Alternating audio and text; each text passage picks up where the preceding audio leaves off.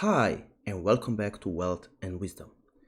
Today, another great book, another great review. And we are talking about Principles, the book from Ray Dalio. Number one New York Times bestseller, number one Amazon Business Book of the Year. And Ray Dalio, of course, you probably know him, one of the world's most successful investors and entrepreneur, shares the unconventional principles that helped him create unique results in life and business, and which any person or organization can adopt to better achieve their goals. So, Ray Dalio is the founder and co-chairman of Bridgewater Associates, which over the last 40 years has become the largest and best performing hedge fund in the world. And Mr. Dalio is one of the most influential men alive right now. He has made a fortune investing in the stock market and other great investments. And now we're going to go ahead with his book and what other people have said about him. So, Mr. Dalio has long been an object of fascination. His new book is more significant than the original list of principles. It is part memoir, part how-to guide. It is a deeply personal story with Mr. Dalio wading into how he started his firm in 1975, internal conflicts inside the company, and strife early on in his career. The book is both instructive and surprisingly moving. Underneath what may seem like a clinical emotionless approach is something different and far more poignant. Mr. Dalio is preaching for individuals to have a sense of humility and introspection, an ability to open themselves to appreciate pointed criticism and use it to improve. The New York Times and Chicago Tribune. If there was an IT book for business or careers in 2017, it was Ray Dalio's Principles. The book, weighing in at nearly 600 pages, begins with the author's own story, including the rise of Bridgewater Associates, Dalio's highly successful investment firm. Part memoir, part strategic plan, Dalio uses his own history to provide suggestions on attaining success while always stressing the power of individuality and personal goals. This isn't just a book for the power elite. Dalio's highly detailed game plan focuses on what he calls radical truth and transparencies, and are applicable to the careers of powerful CEOs, ladder climbing executives, long-time grunts, and fresh-faced rookies. Ray Dalio has provided me with invaluable guidance and insights that are now available to you in Principles from Bill Gates. I absolutely love this book. It's beautifully written and filled with such wisdom. Ariana Huffington. I found it to be truly extraordinary. Every page is full of so many principles of distinction and insights. And I love how Ray incorporates his history and his life in such an elegant way. Tony Robbins. Ray Dalio's market acumen is legendary, but it was creating and living by a set of principles that allowed him to reach the top. Everyone with goals and dreams can learn from Ray's approach.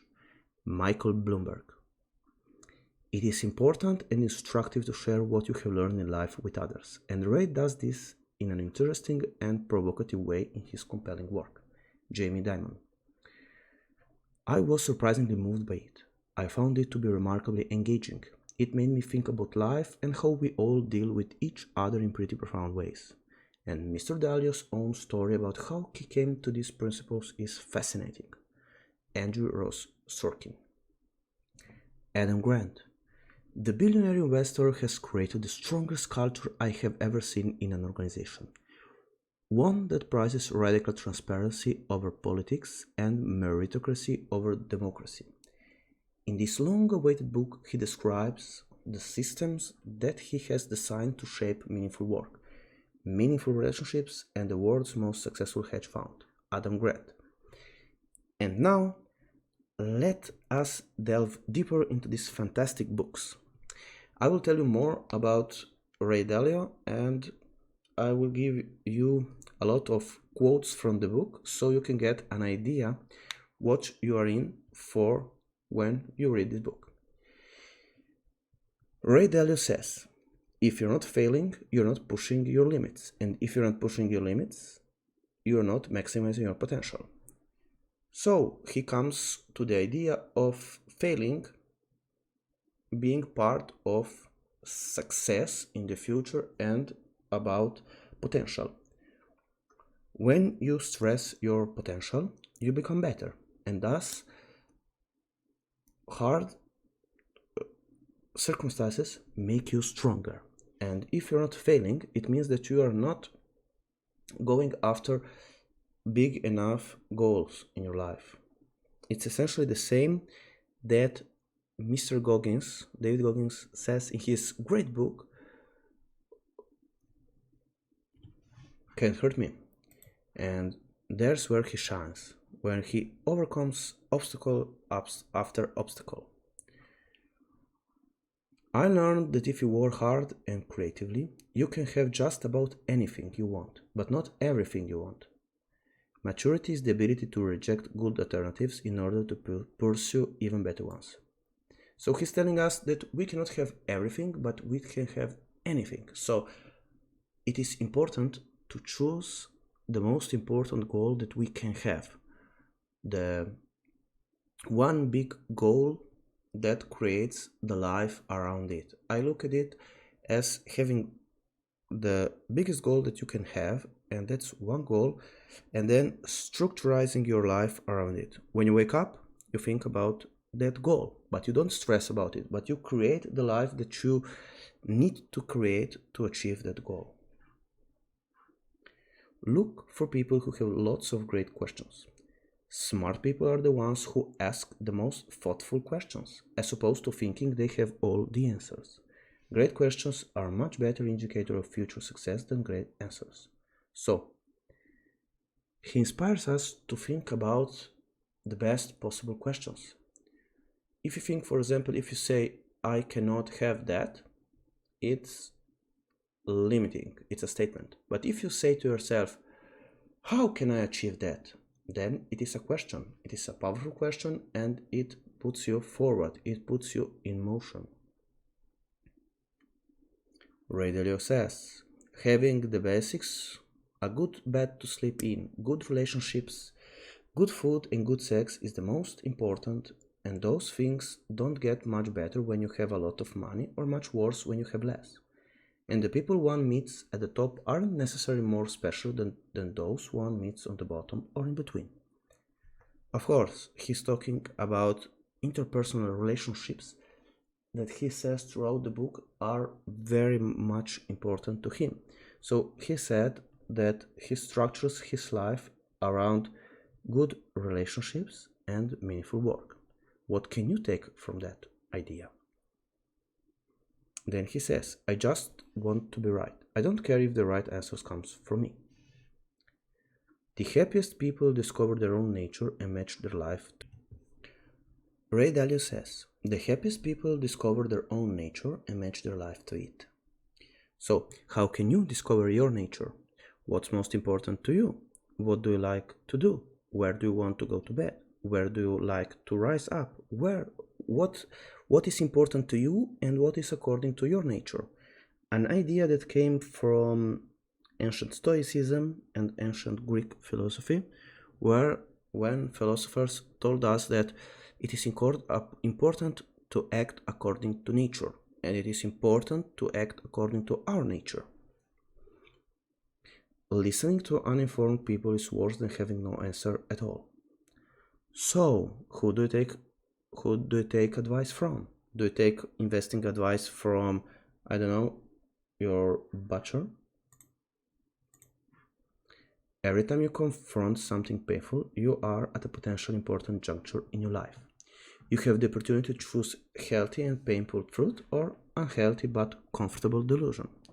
So, are you going after the truth, even though it may be painful, or are you striving or being comfortable with delusion.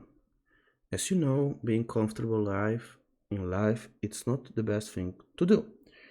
You can be, for example, if we take the idea of a boat, if we are a boat and we are staying in the port, we are comfortable, but we don't improve, and in fact we decay over time much faster than if we were out in the sea, where there is danger in quotes, but we can grow up out there.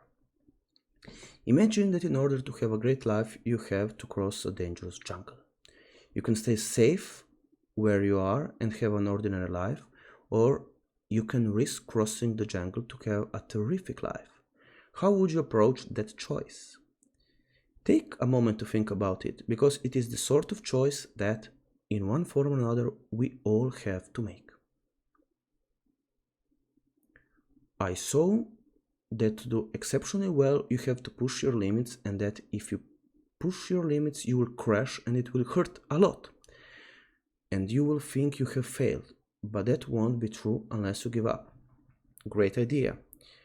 You are not beaten until you quit, and a quitter never wins and a winner never quits. If you can't successfully do something, don't think you can tell others how it should be done. The greatest gift you can give someone is the power to be successful. Giving people the opportunity to struggle rather than giving them the things they are struggling for will make them stronger. Think about it. Giving people the opportunity to struggle rather than giving them the things they are struggling for will make them stronger. So, adversity breeds strength. Because our educational system is hung up on precision, the art of being good at approximations is insufficiently valued. This impedes conceptual thinking. To be effective, you must not let your need to be right be more important than your need to find out what's true. So, what's right and what's true? Many people want to be right, but it's not always the truth, and it's not always the objective truth. If you are too proud of what you know or how good you are at something, you will learn less, make inferior decisions, and fall short of your potential.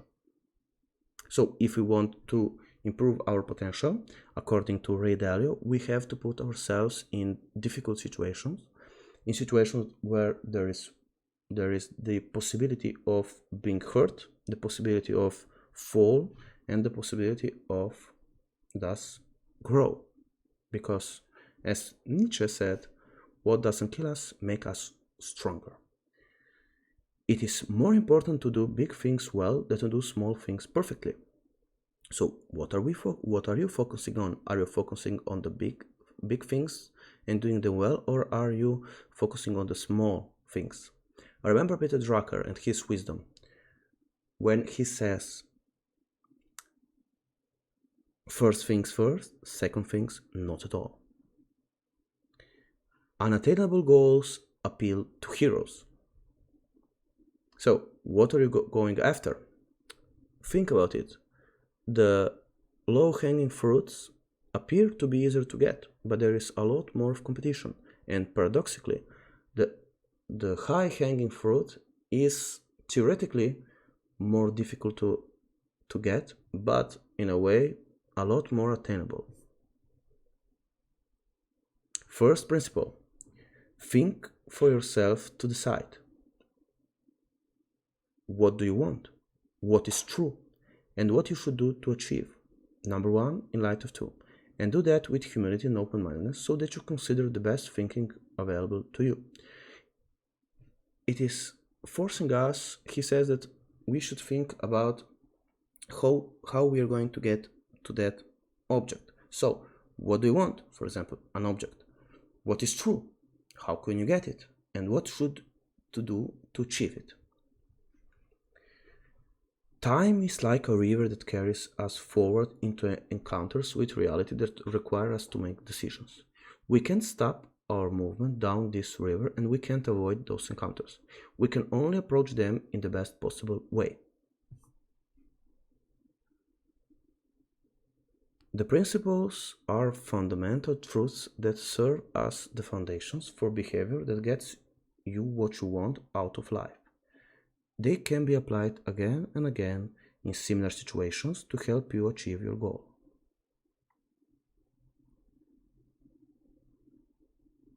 So, his principle, as he would tell us, are tools that are used to achieve the things that we want to achieve in our lives.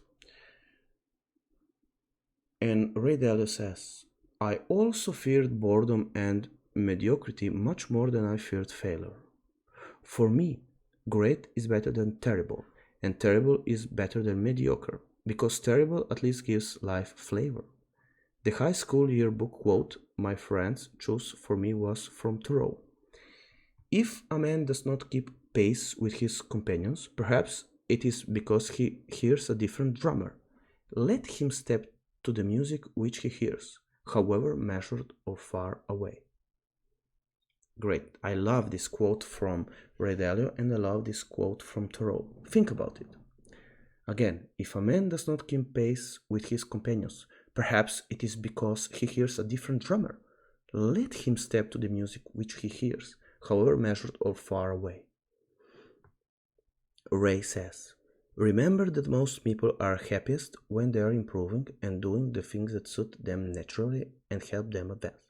So, learning about your people's weaknesses is just as valuable for them and for you as is learning their strengths. Because in my line of thoughts, we are all human beings. We are all imperfect creatures, and we all have our pluses or our strengths, and we all have our menaces or our weaknesses. And knowing them, we can improve upon them. We are the happiest when we are improving. We are the happiest when we are doing what is most appealing to us. Remember that in great partnerships, consideration and generosity are more important than money. Remember that the only purpose of money is to get you what you want. So think hard about what you value and put it about money. How much would you sell a good relationship for? There's not enough money in the world to get you to part with a valued relationship. I love Ray Dalio's wisdom in this part because he's talking about, first of all, relationships being more meaningful than money, and that money is just a tool to get what you want, but relationships are difficult to get by with money. It is something deeper, something to go with your values and your virtues that you are building for yourself and to build a strong character for yourself and for your life. The most valuable habit I have acquired is using pain to trigger quality reflections. If you can acquire this habit yourself, you will learn what causes your pain, and what you can do about it, and it will have an enormous impact on your effectiveness. Thoughtful disagreement is not a battle. Its goal is not to convince the other party that he or she is wrong and you're right, but to find out what is true and what to do about it. So, in a way, Joko says discipline equals freedom, and Ray Dalio says truth equals freedom. So, when you go after the truth, you will be much more free than if you live in an untrue but comfortable reality.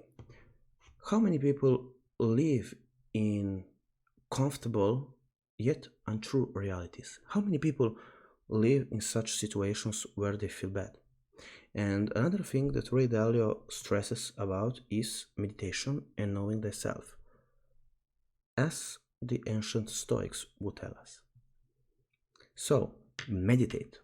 I practice transcendental meditation and believe that it has enhanced my open-mindedness, higher level perspective, equanimity, and creativity.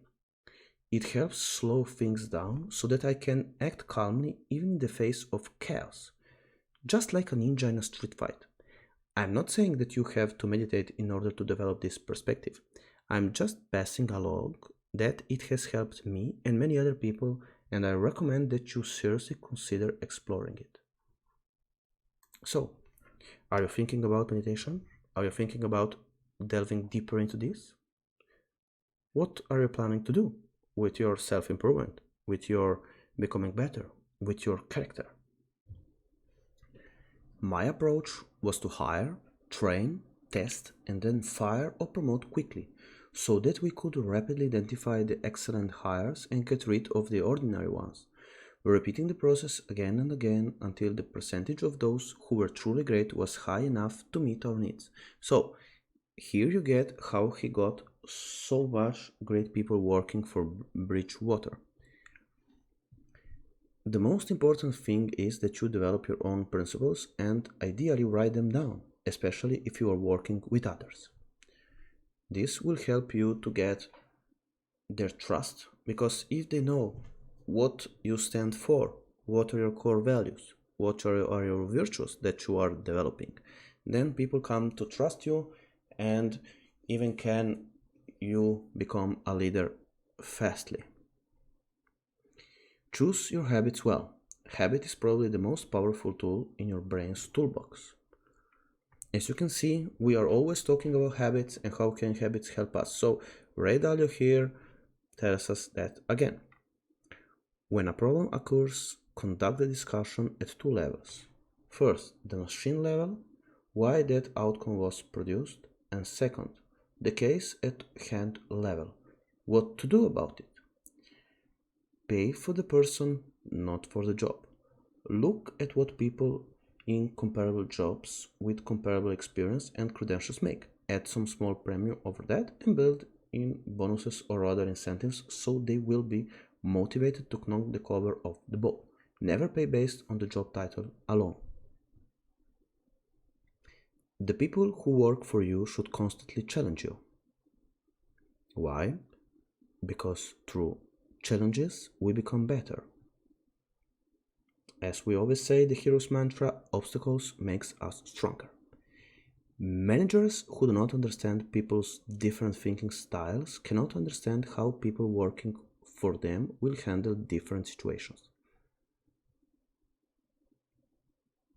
In most companies, people are doing two jobs, their actual job and the job of managing others' impressions of how they are doing their job. What you will be depend on the perspective you have. Perspectives are very important because the perspective we take about the world makes our emotions, as we would like to say in cognitive behavioral therapy or cognitive behavioral patterning, it's about the perspective that you take.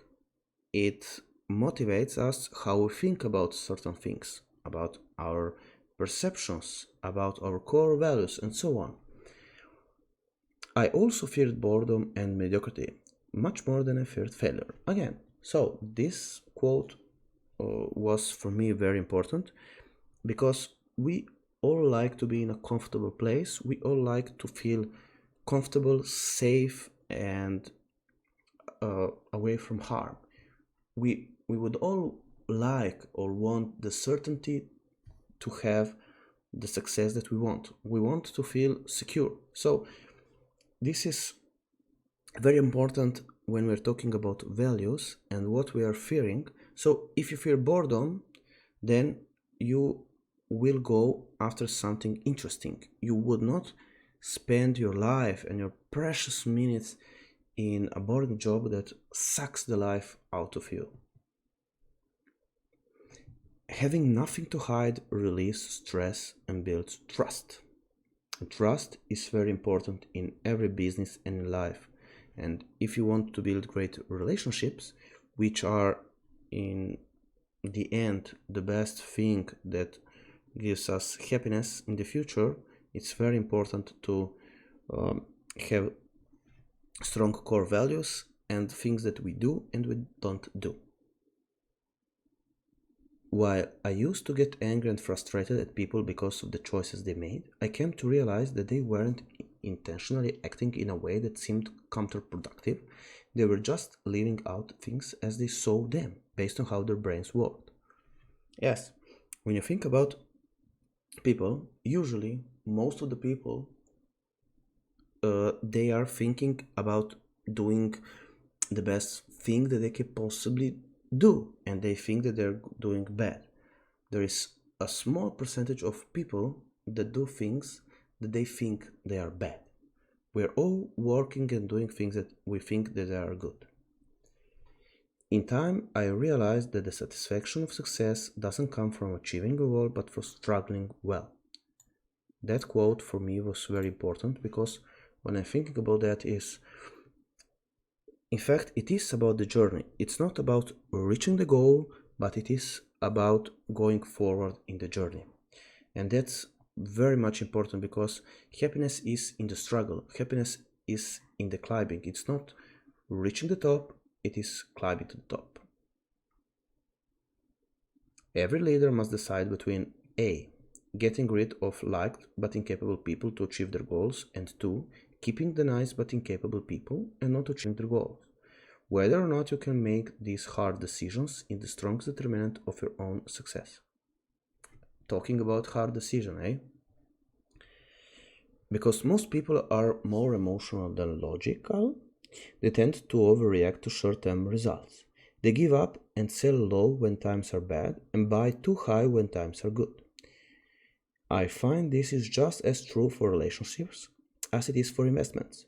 Wise people stick with sound fundamentals through the ups and downs, while flighty people react emotionally to how things feel, jumping into the things when they are hot and abandoning when they are not.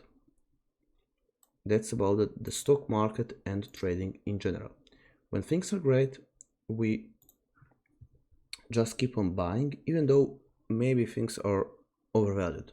But when the times are hard, we start to panic selling. So it's about emotions, it's about fear and greed. Fear and greed. Fear and greed are the two most important emotions that guide us in our lives. Never say anything about someone that you wouldn't say to them directly, and don't try people without accusing them to their faces. Very important to building long-lasting and true relationships. Find the most believable people possible who disagree with you and try to understand their reasoning. Having open-minded conversations with believable people who disagree with you is the quickest way to get an education and decrease your probability of being right.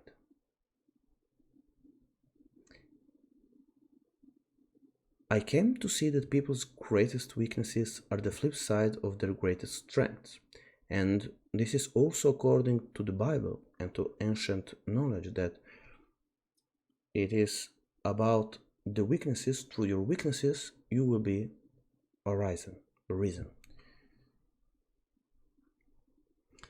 It is senseless to have making money as your goal, as money has no intrinsic value. Its value comes from what it can buy, and it can't buy everything. It's smartest to start with what you really want, which are your real goals, and then work back to what you need to attain them.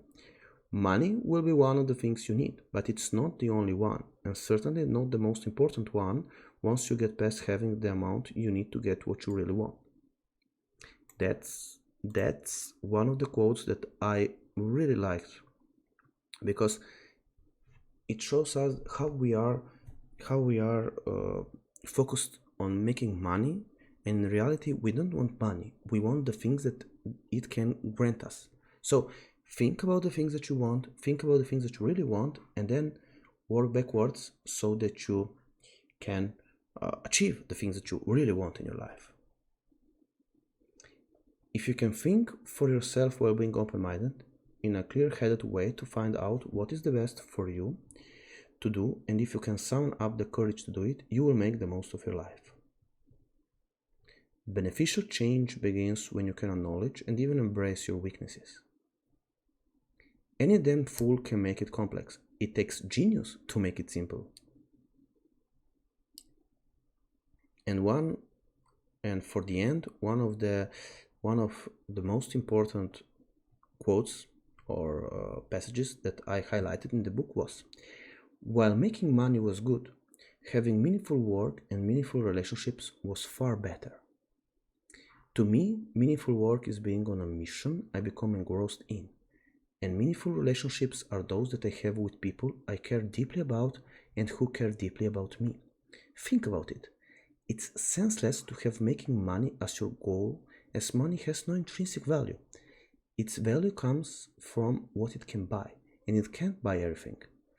It's smarter to start with what you really want, which are your real goals, and then work back to what you need to attain them.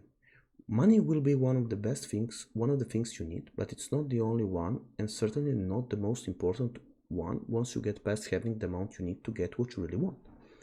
When thinking about the things you really want, it pays to think of their relative values so you weigh them properly.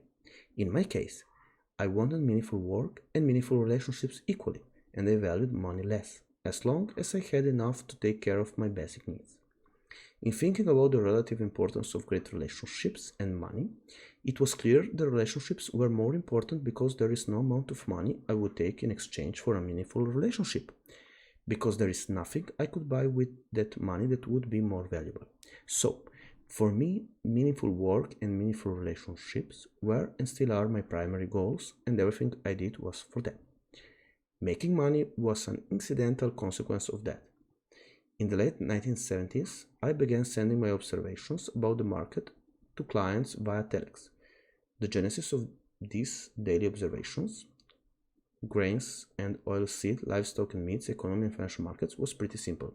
While our primary business was in managing risk exposures, our clients also called to pick my brain about the markets. Taking those calls became time consuming, so I decided it would be more efficient to write down my thoughts every day so others could understand my logic and help improve it. It was a good discipline since it forced me to research and reflect every day. It also became a key channel of communication for our business. Today, almost 40 years and 10,000 publications later, our daily observations are read, reflected on, and argued about by clients and policymakers around the world. I'm still writing them along with others at Bridgewater, and expect to continue to write them until people don't care to read them or I die. And with this, I can tell you that it has been a life-changing book. It has made a big impact on my life, and I can really tell you to read this book and to let you know that it has changed my thinking in many ways. So I think it is a great book to read. I think it's a small introduction to this book because it's 600 pages long, and I encourage you to write it, to read it. And until next time, I wish you all the best luck in the world. I love you all and hope to hear from you soon. Bye bye.